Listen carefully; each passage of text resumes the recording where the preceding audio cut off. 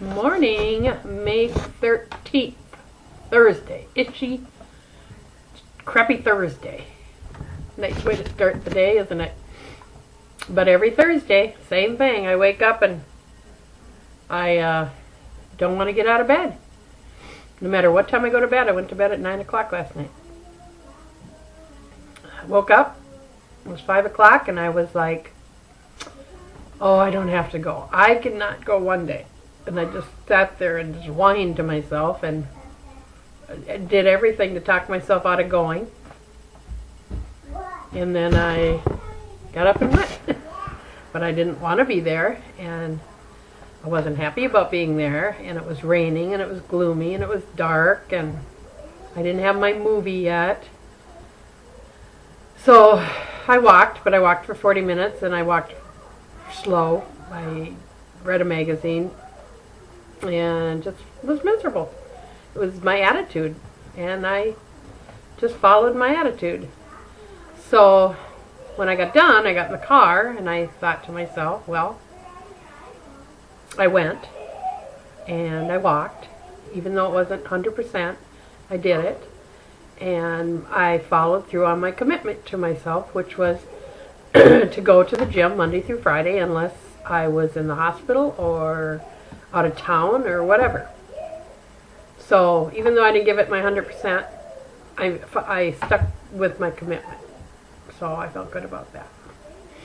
And I don't always have to give it 100%. Walking at a slow pace is still better than laying in bed and doing nothing. So, okay, so that's done. I told you about my list yesterday, and you were supposed to remind me about it, but I remembered. I'm not that old yet. Anyway, my list. I make a list, and I put it on my back of my pantry door. And it's just, I make a list of all the things that I want in life. You know, flat screen TV, weight loss, to wear, a shirt tucked in, just whatever you want. It can be so far out of reach, like I want to go to the moon. I don't personally, but somebody might. But just write down your list of things that you want, and then tape them to a cupboard door or someplace. You don't even have to see it every day. Just someplace where it's there. Even if you open that door and don't look at it every day, it's there. I did this years and years and years ago. I made a list, and we didn't have a lot of money, and gosh, the stuff on that list I never thought were possible of getting.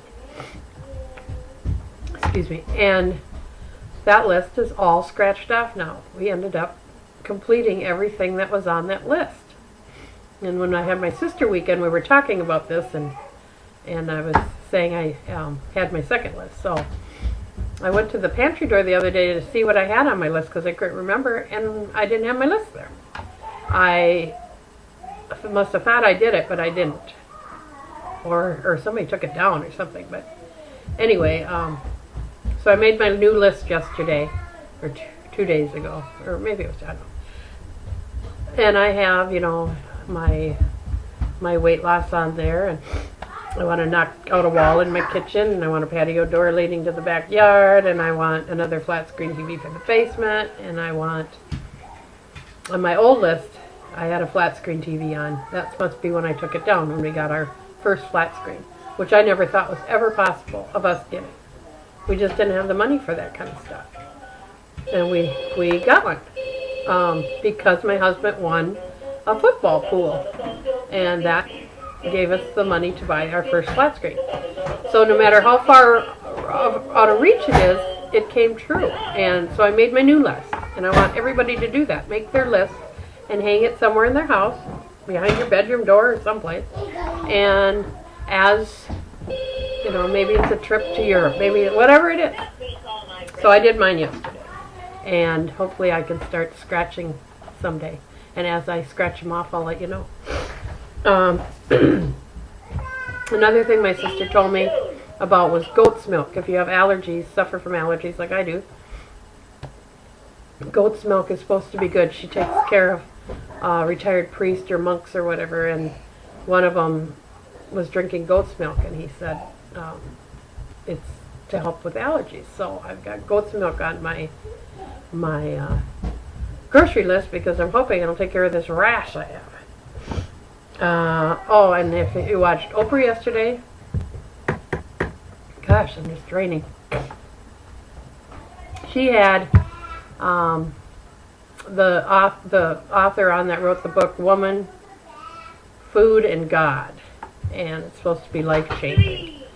But one of the things that I came away with the show, and I want to read the book, is well, there's 7 rules to follow, and one is always eat like there's people in the room with you. Isn't that interesting?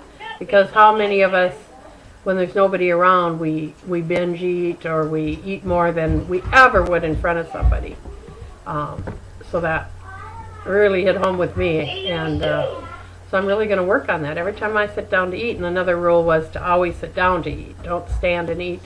Always sit down and enjoy your food. Don't, and if you're overeating, you're not enjoying your food. You're eating because you think you're not going to, because somebody might come home and then you can't eat. That kind of mentality. So always eat when you're only hungry.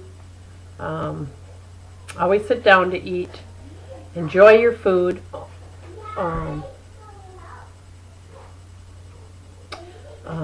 Well, and the big one was, eat like you've got somebody in the room with you. And that really made sense to me. So anyway, that's a book you might want to read. I mean, everyone in the audience that was reading it or had read it, and they were all overweight, and it's supposed to be life-changing. And they said our weight is actually the door to being thin. So we have to shed this weight and actually walk through the door, and until we walk through that door, we have to open the door, and we have to open the door to see why we're eating. Is how I took from it, because it's not about the food most of the time.